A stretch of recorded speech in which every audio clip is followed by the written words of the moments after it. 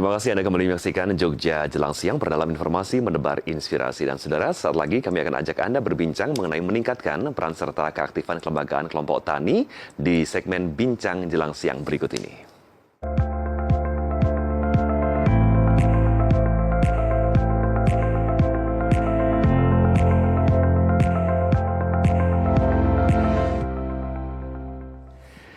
Ya, kita akan membahas mengenai meningkatkan peran serta keaktifan kelembagaan kelompok tani bersama dengan Bapak Taufik Nur Hidayat AMD. Beliau adalah penyuluh pertanian DPD Perhiptani Kabupaten Bantul. Selamat pagi, Pak Taufik.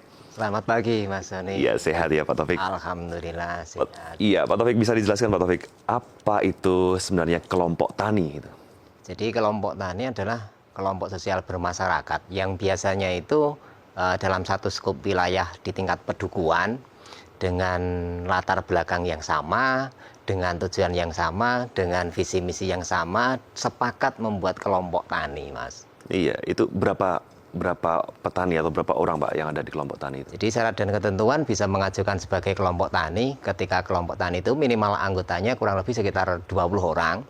Terus nantinya ada semacam waktu luang bagaimana duduk bersama musyawarah, terus mengundang dari pemerintah Kapanewon atau kecamatan, mengundang dari pemerintah kelurahan, mengundang dari BPP statusnya pendamping, duduk bersama musyawarah dan sepakat untuk membuat kelompok. Nantinya dengan melengkapi dokumen administrasi, hari itu dibuatkan berita acara pengukuhan, dilampiri dokumen, nanti ada notulensi kegiatan hari itu, ada daftar hadir, ada foto open kamera, terus mengajukan permohonan ke dinas. Jadi statusnya kelompok tani itu bisa diakui secara resmi legal formalnya ketika kelompok tani itu tercatat di dinas dan merupakan kelompok binaan dari dinas. Buktinya adalah nomor registrasi. Ya, begitu ya. Jadi sebenarnya banyak ya, Bapak, di pedusunan-pedusunan itu banyak sekali petani-petani tapi masih belum tergabung dalam kelompok tani.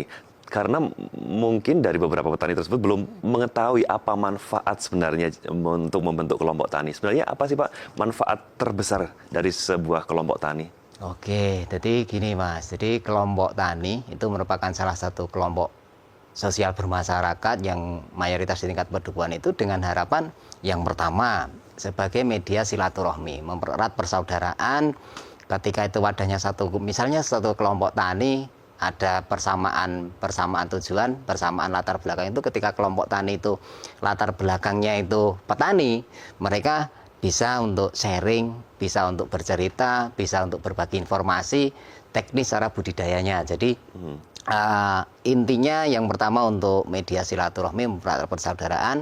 Yang kedua dengan harapan, dengan tujuan itu untuk meningkatkan, untuk edukasi, untuk pembelajaran. Jadi ketika masuk dalam kelompok tani itu harapannya bisa meningkat pengetahuannya, meningkat keterampilannya. Jadi ada sisi-sisi untuk edukasi, untuk pembelajaran. Yang ketiga, dengan adanya kelompok tani itu diharapkan untuk atau media usaha bersama. Jadi ketika petani perseorangan atau secara individu itu dalam teknis, dalam budidaya atau dalam usahanya itu secara mandiri, nyun sewu mungkin skalanya itu skala kecil. Tapi ketika itu atas namanya kelompok tani mungkin punya stok yang lebih banyak, punya power yang lebih besar, artinya mereka punya nilai tawar yang lebih bagus. Iya, begitu ya manfaatnya ya. Jadi bisa sharing gitu, jadi antara petani dan juga dari pemerintah kepada petani. Baik, Bapak, untuk persyaratan permohonan. Jadi tadi sudah ada syarat-syaratnya ya, ada beberapa dan juga ada nanti ada tempatnya dan seperti itu. Apa sih yang harus awal untuk disiapkan, Bapak, untuk pengajuan untuk membentuk sebuah kelompok tani ini, Pak? Seperti yang kita matur tadi, jadi minimal anggota itu 20 orang. Jadi sebelum ada kesepakatan waktu di mana kumpul terus mengundang dari stakeholder atau dari pendamping, itu diharapkan ada semacam kesepakatan yang mau ikut itu punya hak dan punya kewajiban. Artinya punya hak, nanti persamaan hak, suatu ketika ada program, ada kegiatan itu proporsional, terus punya kewajiban yang sama. Bagaimana kelompok tani itu bisa jalan, karena kelompok sosial bermasyarakat itu kan pengabdian. Ketika ketika punya hak yang sama, punya kewajiban yang sama, bagaimana kelompok tani bisa jalan, kelompok tani bisa eksis. Karena mayoritas banyak sekali juga legalitasnya sudah ada, kelompok taninya sudah ada, registernya sudah terdaftar, tapi statusnya kan kurang aktif atau mati segan hidup pun tak mau. Jadi untuk menjaga keberlangsungan itu perlu juga peran serta dan partisipasi semua pihak, bagaimana kelompok tani itu bisa jalan, bisa eksis. Iya, iya, iya, iya. Jadi memang harus ini ya, harus peran serta aktif dari seluruh anggota, Bapak. Ya. Baik, selain untuk keaktifan anggota, apa ada kendala lain, Pak, di dalam kelompok tani ini secara intern maupun dari ekstern, Pak? Biasanya mohon izin karena petani secara umum itu yoswo atau usianya lebih dari taruhlah 50 tahun, bahkan ada yang 60 tahun lebih. Terus ketika di situ harus ada, sekarang mungkin dengan kemajuan zaman, ilmu pengetahuan dan teknologi harus dituntut aktif dan lain sebagainya. Ketika petani itu posisinya di yuswa segitu, untuk menerima informasi baru itu perlu proses yang lebih panjang. Terus kendala yang kedua, generasi penerus. Mayoritas mohon izin Mas Soni, jadi mayoritas itu petani mungkin di suatu unit usaha yang dipandang, mungkin ada dipandang dari generasi muda itu dipandang sebelah mata. Ketika petani harus lama, harus panas, terus tidak bisa seminggu sekali atau sebulan sekali dapat terima honor atau terima gaji, terus pendapatan kecil dan lain sebagainya. Dan di satu sisi juga bagaimana petani itu ketika sumber daya manusianya itu, generasi penerusnya itu tidak ada, kan itu menjadi kendala atau menjadi permasalahan bagi kami yang statusnya pendamping di tingkat lapangan, Mas. Ya, itu fungsi dari kelompok tani ya. Jadi ada generasi muda, ada generasi yang sudah sepuh tadi ya, saling bertukar informasi, bagaimana pengalaman itu bisa diserap oleh yang muda, dan yang muda ini juga bisa memberi dampak karena anak-anak muda kan memang dekat dengan IT, dengan teknologi informasi, dan itu sudah bisa menyebarkan juga informasi tersebut ke generasi-generasi yang sudah sepuh. Bagaimana Pak dampak perkembangan teknologi informasi di kelompok tani ini, Pak? Alhamdulillah untuk sampai per hari ini taruhlah bisa dikatakan biarpun yuswone udah sepuh, usia udah sepuh, udah di atas 50 tahun, di atas 60 tahun, ada juga dari petani yang statusnya itu sudah pegang HP Android. Jadi segala bentuk informasi, istilahnya penegasan informasi dari ketugasan kami dari Jakarta itu langsung bisa kami sampaikan ke beliau-beliaunya, dengan harapan beliaunya tahu, beliaunya pirsa bahwa saya sampai per hari ini itu progres atau perkembangan ilmu pengetahuan, perkembangan teknologi, bahkan keberhasilan yang telah dicapai dari Kementerian Pertanian itu bisa sampai ke masyarakat atau petani secara umum, Mas. Baik, terima kasih. Pak Taufik, kita akan jeda sesaat. Kita akan nanti juga akan membahas tentang bagaimana strategi untuk bisa mengaktifkan kelompok tani, karena memang sudah ada beberapa, tetapi ada beberapa juga yang belum aktif. Dan saudara telah bersama kami di Jogja Jelang Siang. Kami akan kembali seusai jeda berikut ini.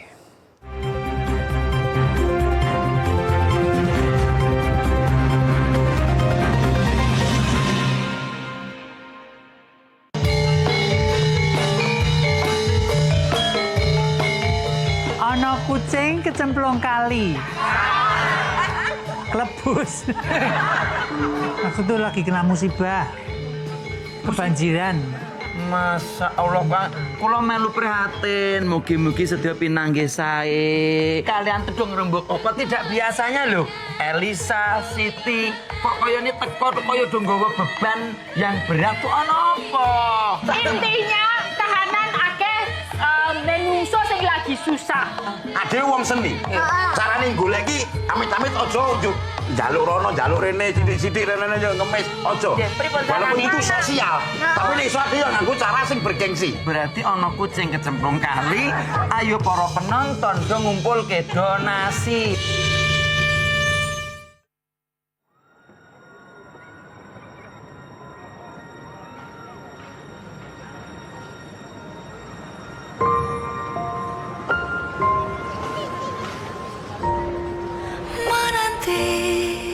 Kamu selalu ku nanti. Ada walau saat ini hanya di mimpi.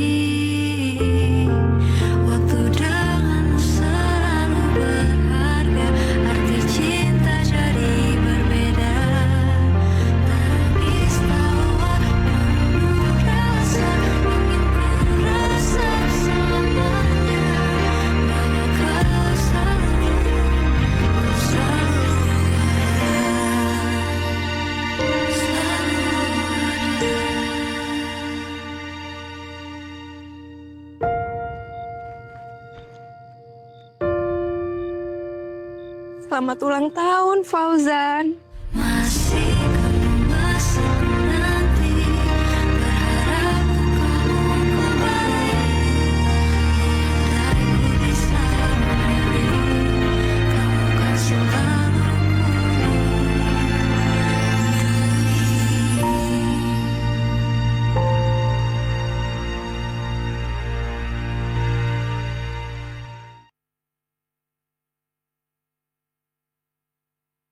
sekarang itu kalau dibandingkan mungkin exactly jumlahnya itu mungkin agak jumlahnya berubah-ubah, tapi kalau dari persentasenya itu 12% itu lansia. Aging gracefully itu menua dengan elegan ya, dengan penuh kebahagiaan, kesyukuran, sehat fisik, mental, itu ekonomi dan keluarga yang tidak mendukung itu lumayan berpengaruh karena ekonomi itu termasuk tantangan yang terbesar. Selain ekonomi, dukungan keluarga. Memang penyakit tidak menular itu masih menjadi masalah kita bersama, jadi tidak hanya hipertensi, diabetes, stroke, rematik misalnya seperti itu. Itu tidak hanya itu. Jadi tidak hanya penyakit fisik ternyata itu. Yang kami sedihkan itu banyak lansia dengan gangguan mental.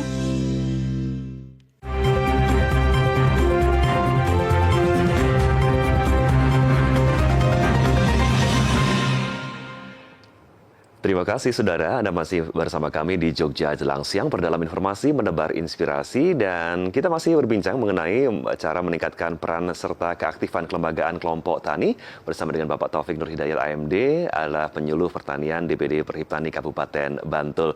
Pak Taufik, kita akan lanjutkan kembali Bapak. Tadi kita sudah membahas tentang bagaimana cara membentuk kelompok tani dan juga bagaimana syarat-syaratnya, dan untuk berikutnya kita akan membahas mengenai apa sih indikator sebenarnya kelompok tani itu aktif dan masih relevan untuk kemajuan pertanian di daerah tersebut, Bapak? Oke, Mas Sony. Jadi kelompok tani bisa dikatakan aktif ketika yang pertama minimal ada pertemuan rutin. Pertemuan rutin itu bisa bersifat sebulan sekali. Kalau di daerah kami itu lebih mudah mengingatnya, mereka berdasarkan selapan dino atau 35 hari berdasarkan hari pasaran untuk mempermudah mengingat, karena sesuatunya sudah sepuh-sepuh. Yang pertama ada pertemuan rutinnya, karena ketika kelompok tani itu tidak ada pertemuan rutin untuk bisa segala bentuk informasi ataupun kesepakatan, itu ketika tidak ada komunikasinya, biasanya nanti kelompok tani itu tidak bisa akan aktif untuk jalan. Yang kedua ada dokumen, ada administrasi pendukung. Administrasi pendukung aktifnya kelompok, bisa dikatakan itu kelompok tani aktif, biarpun progres atau pekerjaannya itu kegiatannya jalan, kegiatannya aktif, tapi harus juga dituangkan dalam wujud dokumen secara tertulis. Karena ketika sekedar menyajikan dokumen secara tertulis, biasanya itu gampang tapi angel. Jadi dokumen secara tertulis itu sebagai bukti otentik ketika kelompok tani itu jalan.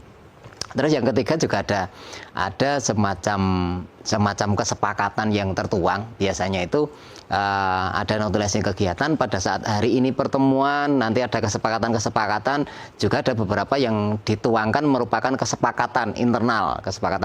Misalnya dalam waktu yang akan datang, bulannya akan datang itu kesepakatan untuk pola tanam jagung.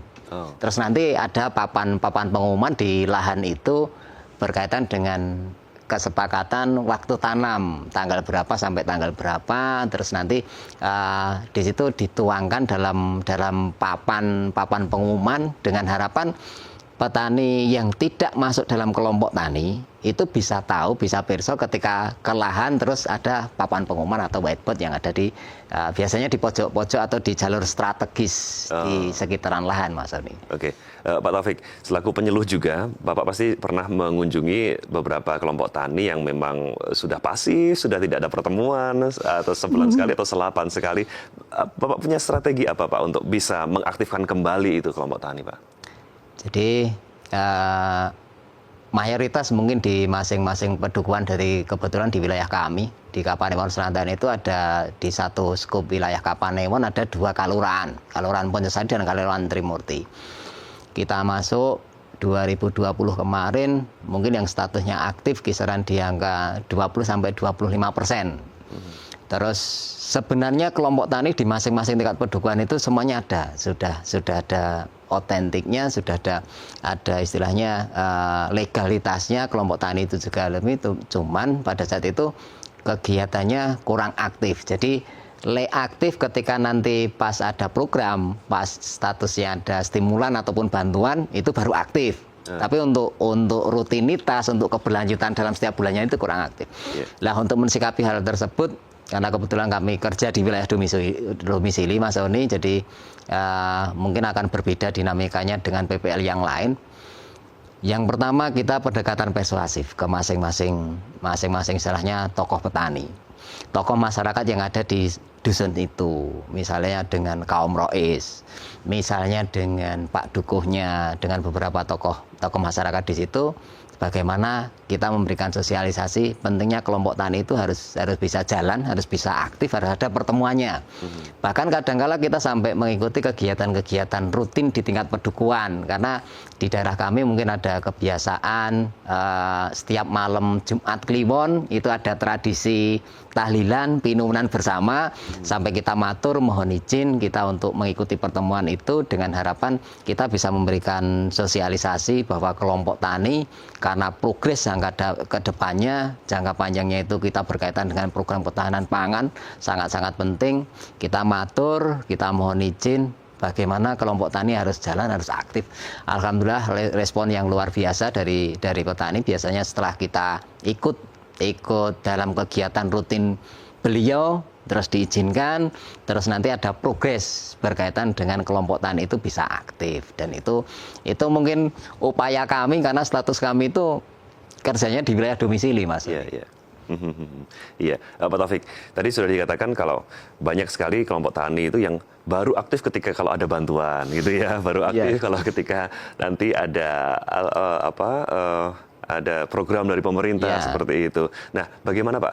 Selain memang dari dalam sendiri ya, harus punya sikap untuk memiliki kelompok tani tersebut. Adakah faktor lain Pak di luar itu agar kelompok tani tetap bertahan dan juga tetap aktif Pak selain itu?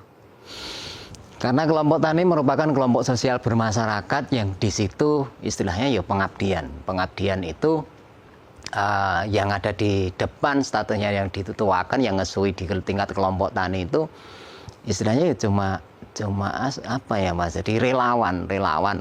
Begitu ada program, ada kegiatan, nggak ada masalah itu lancar-lancar saja, nggak kelihatan. Tapi begitu ada sedikit kendala, sedikit masalah jadi tumpuan. Jadi karena kegiatan sosial bermasyarakat, harapannya di tingkat kelompok tani itu ada semacam support ataupun motivasi yang statusnya ada di depan itu lebih bisa bermanfaat bagi masyarakatnya, Mas. Jadi nek mengandalkan karena sosial bermasyarakat tidak punya honor, tidak punya gaji, terus ada permasalahan nanti jadi cucuan. Jadi harapannya yo ketika itu semakin banyak orang membutuhkan kita, berarti hidup kita bermanfaat bagi orang lain. Jadi prinsip kami ketika memberikan gambaran ke masing-masing kelompok tani di tingkat kelompok harus ada statusnya leadership yang ada di depan, harus ada motor, harus ada engine penggerak power sing ayo-ayo, karena ini statusnya cuma sekedar istilahnya yo relawan Mas yang ada di depan. Ya, baik. Selain program memang sebulan sekali atau 8 sekali berkumpul, ada atau tidak Pak? Mungkin Anda dengan pengalaman Anda sebagai penyuluh begitu,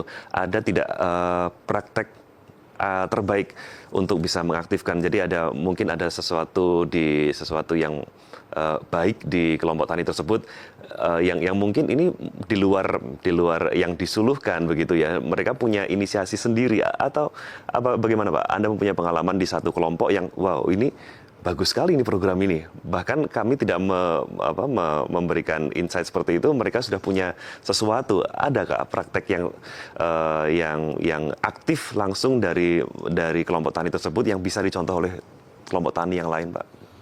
Alhamdulillah sampai per hari ini dari awal kita masuk 2020 ada progres, ada peningkatan kegiatan yang bersifat aktif. Terus sampai per hari ini kelompok taninya jalan, kelompok taninya aktif, kelompok taninya aktif. Bahkan kami juga ada punya UPJA, usaha pelayanan jasa Al-Sintan di wilayah kami yang sampai per hari ini itu jalan.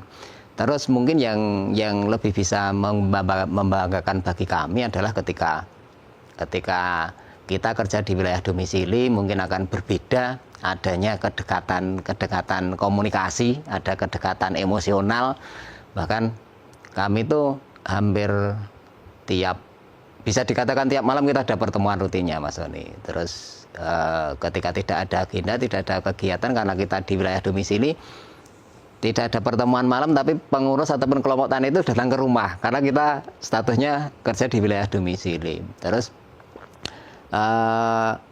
kedekatan komunikasi yang membuat segala bentuk program, kegiatan, informasi baru kita akan lebih mudah dalam menyampaikan. Jadi adanya kedekatan komunikasi yang menyebabkan adanya kedekatan emosional kami dengan kelompok tani. Itu. Iya. Ya meskipun kelompok tani ini memang sosial ya, jadi memang ini gerakan sosial, tetapi bisa dimanfaatkan untuk meningkatkan ekonomi juga ya Bapak ya. Jadi memang kalaupun memang kumpul-kumpul tapi tidak ada progres untuk peningkatan ekonomi, itu kan juga nanti juga tidak akan dilirik lagi sebagai sebuah perkumpulan. Bagaimana kelompok tani ini bisa meningkatkan kesejahteraan petani secara aktif, yang aktif meningkat itu bagaimana Pak? Jadi ketika dalam usaha tani secara umum, mohon izin secara umum itu petani yang awal mulanya itu latar belakang mereka usaha itu sekedar dalam satu hamparan itu nanam padi, ikut nanam padi. Dalam hamparan itu nanam jagung, itu ikut nanam jagung. Jadi mereka berorientasi baru sekedar ngumumi. Ketika tetangga kanan kiri panen padi, terus punya gabah disimpan sampai musim tanam berikutnya tidak nempur atau tidak beli belas, itu semenang ayam. Di satu sisi mereka dalam usahanya itu sekedar rutinitas kegiatan. Tapi begitu dengan adanya kelompok tani, bagaimana merubah mindset ketika petani itu pola pikirnya sedikit demi sedikit kita sampaikan bahwa harus berpikir ke agribisnis dengan lahan sekian, bagaimana kita bisa meningkatkan produktivitas sampai juga iso memberikan hasil yang terbaik, jadi ada peningkatan yang signifikan. Ketika berdiri sendiri, itu mungkin karena sekup atau jumlah hasil panennya itu cenderung kualitasnya atau kuantitasnya lebih sedikit, itu mereka kalah di harga. Akan tetapi ketika kita berdiri dengan atas namanya kelompok tani, mungkin dengan hamparan yang lebih luas, dengan produktivitas yang lebih banyak, bisa lebih kuat ya Pak? Itu istilahnya kita punya power, punya nilai tawar tersendiri. Ketika atas namanya perseorangan mungkin cuma 2 ton, 3 ton, tapi kalau atas namanya nanti di kelompok tani bisa belasan ton, bisa puluhan ton, sehingga punya nilai tawar ketika pedagang A beraninya berapa, pedagang B beraninya berapa, pedagang C beraninya berapa, kita punya ini loh stok bahan yang lebih banyak. Mungkin ada nilai tawar yang lebih ketika atas namanya kelompok tani, Mas. Betul. Pak Taufik, sedikit keluar mengenai keaktifan untuk kelompok tani, Bapak. Saya mau tanya bagaimana bantuan pemerintah ini benar-benar mendorong kemandirian, Pak, bukan ketergantungan. Itu bagaimana peran seorang penyuluh untuk bisa mengedukasi petani-petani atau kelompok tani itu, jadi bantuan itu untuk kemandirian, bukan ketergantungan. Bagaimana Anda bisa mengedukasi itu, Pak? Oke, jadi gini Mas, sejak dari awal kita memberikan pemahaman, memberikan edukasi ke petani, itu yang namanya bantuan kan statusnya stimulan, tidak bisa kok semuanya harus mengharapkan. Terus yang kedua, karena statusnya stimulan harus ada unsur swadaya. Terus yang ketiga, kita sejak dari awal memberikan pemahaman bahwa istilahnya ada stimulan, ada bantuan dari pemerintah itu nantinya pasti ada monitoring, ada evaluasi, pasti dikaruhke sampai sejauh mana, hasilnya bagaimana dan lain sebagainya. Itu nanti ada semacam record, ada semacam track record bagaimana itu harus tetap dipantau dari pemerintah. Nah, kami setiap kali ada program, setiap kali ada bantuan itu selalu memberikan istilahnya memberikan support, memberikan motivasi bagaimana misalkan Al-Sintan, alat mesin, karena kebetulan kami juga banyak sekali mendapatkan amanah untuk menerima program alat mesin pertanian. Jadi ketika kelompok A mendapatkan misalnya hand traktor, mendapatkan rotari, itu sejak dari awal sistemnya adalah ditanggung bareng-bareng. Ada semacam tanggung renteng bagaimana alat itu harus jalan. Kulo tidak mau kok nanti di kemudian hari alat itu malah tinggu projo, tinggu hiasan di depan rumah Pak Dukuh atau di depan rumah Pak Ketua Kelompok, tapi jalan dan tidaknya itu merupakan bareng-bareng. Terus bisa bermanfaat. Ya. Terus yang ketiga, jalan dan tidaknya traktor, jalan dan tidaknya alat mesin itu nantinya lebih bisa bermanfaat.